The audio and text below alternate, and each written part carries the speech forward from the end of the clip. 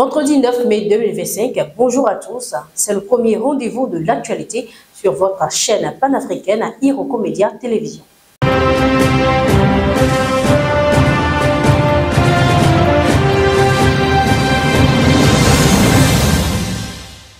Cette session s'ouvre avec les nouvelles du Sénégal où 5 anciens ministres du régime de Macky Sall seront bientôt jugés devant la Haute Cour de justice.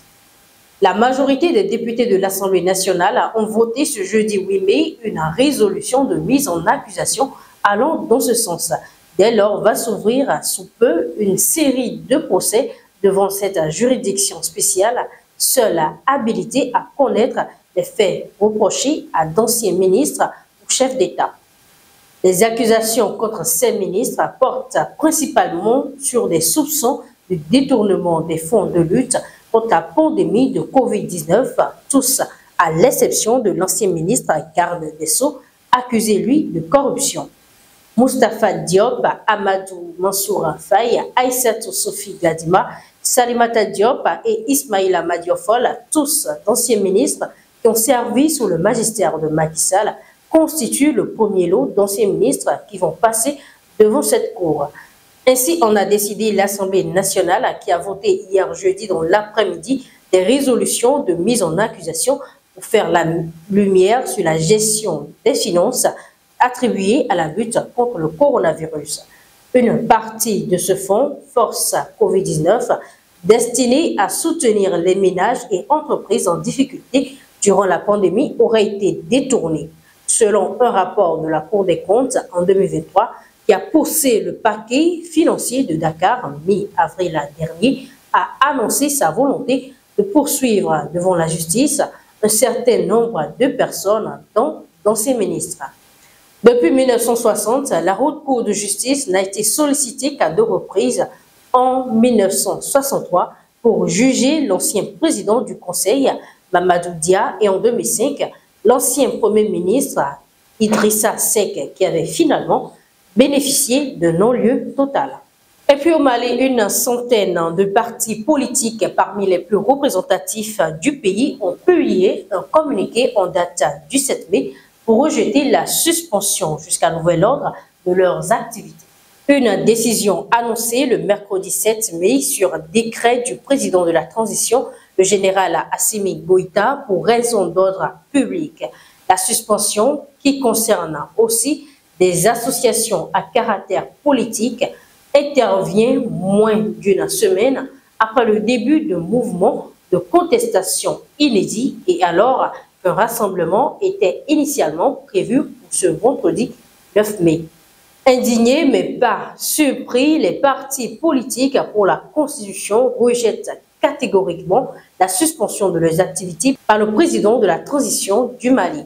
Elle s'inscrit, selon eux, dans une tendance systémique de restriction de l'espace civique et politique par les autorités maliennes de la transition. Tout en dénonçant des actes d'intimidation et de violence à leur encontre, les partis politiques maliens annoncent leur décision de lancer une procédure judiciaire en urgence pour tenter d'obtenir l'annulation de la suspension de leurs activités.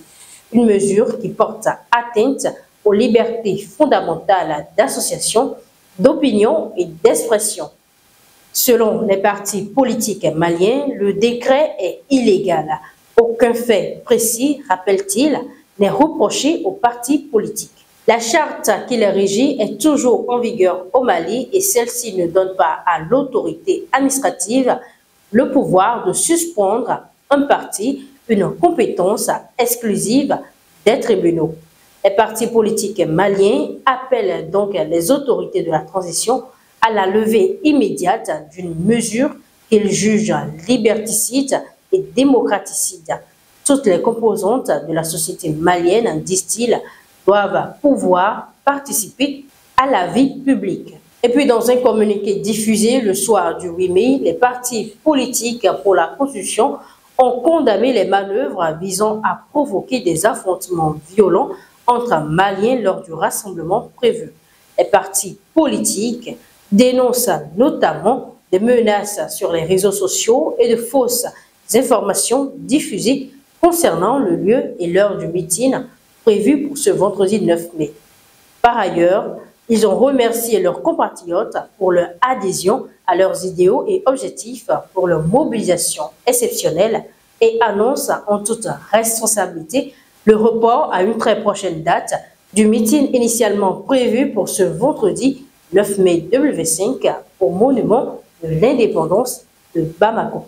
Dernier élément de cette édition, le Parlement ukrainien a ratifié hier jeudi l'accord historique avec les États-Unis sur l'exploitation des ressources naturelles du pays, signé après des semaines de négociations houleuses et qui pourrait, selon Kiev, ouvrir la voie à une nouvelle aide militaire. Ce document concernant l'extraction de minerais de pétrole et de gaz à 57 types de ressources au total en Ukraine, qui fait face depuis plus de 3 ans à l'invasion russe. Selon des députés, 308 parlementaires ont voté de ce test, le minimum requis étant de V6. Toutefois, cet accord ne comporte pas de garantie de sécurité pour Kiev, qui pourtant insistait sur cette condition, mais offre une occasion de faire pression sur la Russie, car cela montre que les États-Unis sont prêts à protéger leur partenariat et leurs intérêts. Ce ne sont pas seulement mes sentiments, ce sont les mots de la Maison-Blanche, a assuré la ministre de l'Économie, Yulia Skrivenko.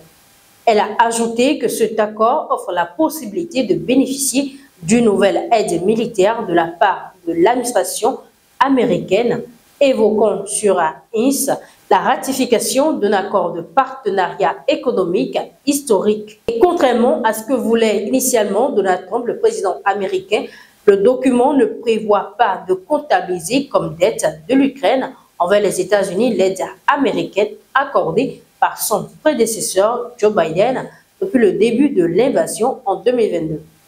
Je cite, « L'accord ne mentionne aucune dette, mais uniquement de nouveaux investissements et il est très important que ces investissements soient réalisés », s'est félicité la ministre de l'Économie ukrainienne. L'accord signé jeudi a été durement négocié entre les deux pays et vient donc à conclure des semaines de tension entre Kiev et Washington. Les discussions autour de ce test avaient notamment mené à une joute verbale historique en plein cœur du bureau ovale fin février. Le test prévoit en revanche que la nouvelle aide militaire américaine peut être comptabilisée comme contribution à un fonds d'investissement ukraino-américain, a rappelé la ministre. La contribution ukrainienne sera, elle, constituée de 50% des redevances tirées de nouvelles licences délivrées pour l'exploitation de ressources naturelles, selon Kiev. C'est tout pour cette matinée. Merci pour votre fidélité renouvelée à Iroko Média Télévision. À bientôt.